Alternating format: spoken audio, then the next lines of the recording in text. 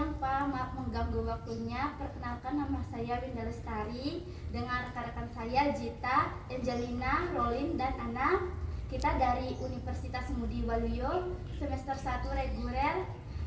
Kita dari jurusan PG PAUD angkatan 2025. Meminta waktunya Bapak, kita akan mewawancarai mengenai kasus kekerasan.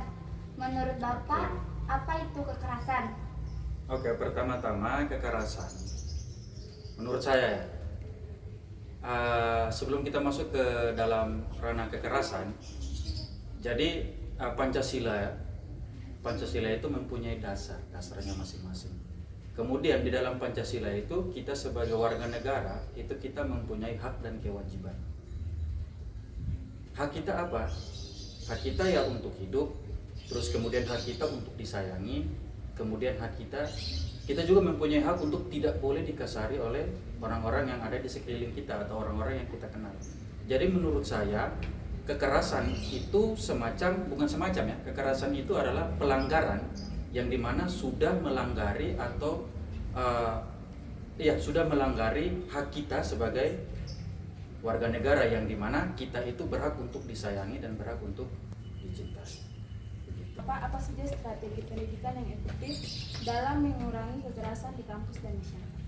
Oke, pendidikan yang efektif dalam mengurangi kekerasan di kampus dan masyarakat. Kalau menurut saya itu kampus lebih banyak lagi adanya kegiatan tentang sosialisasi dampak dari kekerasan, baik kekerasan bukti kekerasan itu banyak ya. Ada kekerasan secara fisik, kemudian ada kekerasan secara verbal atau non verbal. Nah, kekerasan secara fisik misalnya kita nampar, kemudian kita cubit, itu kekerasan secara fisik yang kita alami dan kita merasakannya. Selamat siang. Selamat siang. Menurut Bapak, bagaimana cara kampus dan masyarakat dalam pencegahan kekerasan?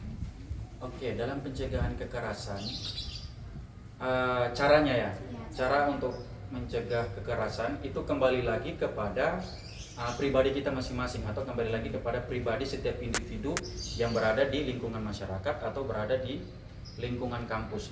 Tetapi untuk mencegah kekerasan tersebut itu semua kembali kepada keluarga.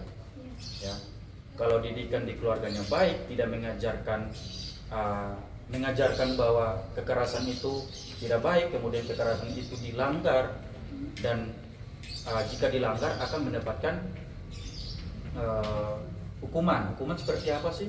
Hukuman kalau kita membuat kekerasan itu contohnya misalnya kita diberi pendisiplinan, kemudian atau kata lainnya kita itu dikucilkan dari masyarakat, itu juga bisa ya.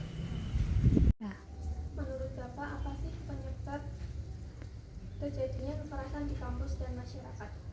Oke, yang pertama dulu ya, penyebab terjadinya kekerasan di lingkungan kampus. Yang pertama itu minimnya kesadaran kita secara pribadi untuk saling menyayangi atau saling memiliki. Nah, kalau kita mempunyai rasa untuk saling menyayangi dan memiliki, itu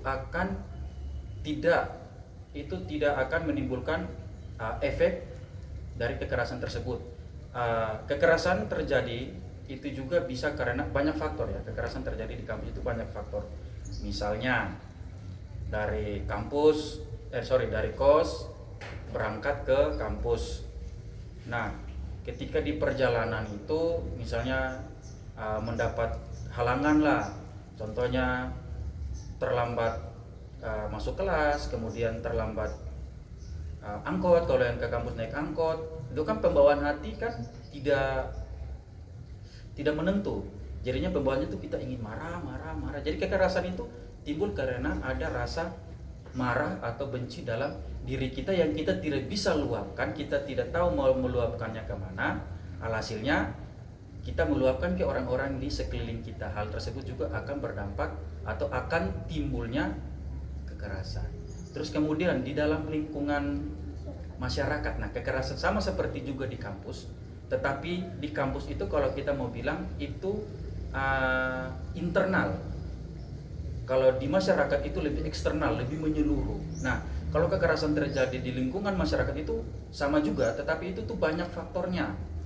Misalnya kekerasan di lingkungan masyarakat itu disebabkan oleh kecemburuan sosial, terus kemudian disebabkan oleh iri, dengki, itu juga bisa terjadi di dalam lingkungan masyarakat. Hal tersebut akan menimbulkan kekerasan. Sama seperti tadi, pertanyaan-pertanyaan yang tadi itu kekerasan bersifat fisik, verbal ataupun non-verbal. Begitu. Menurut Bapak, bagaimana cara Bapak menyikapi kekerasan dalam lingkungan masyarakat? Oke, menurut saya cara menyikapi kekerasan dalam lingkungan masyarakat, segala sesuatu yang kita perbuat itu kita harus itu sudah ada konsekuensinya. Yang dalam artian kita berani berbuat, kita juga harus berani untuk bertanggung jawab. Jadi menurut saya atau saya menyikapinya begini, jika kekerasan terjadi dalam lingkungan masyarakat, ya yang membuat kekerasan itu ya harus dihukum adil atau dihukum seberat-beratnya. Contohnya nih, dia melakukan kekerasan apa dulu, misalnya mencuri, kemudian membunuh, ya itu kan mempunyai tingkat hukumannya sendiri-sendiri. Misalnya mencuri hukumannya berapa tahun, terus kemudian membunuh hukumannya berapa tahun. Ya harus bisa menjalani apa yang mereka perbuat. Kita harus bisa bertanggung jawab dengan apa yang telah mereka lakukan. Ada lagi? Sudah, Pak. Sudah? Terima kasih atas waktunya. Oke, sama-sama.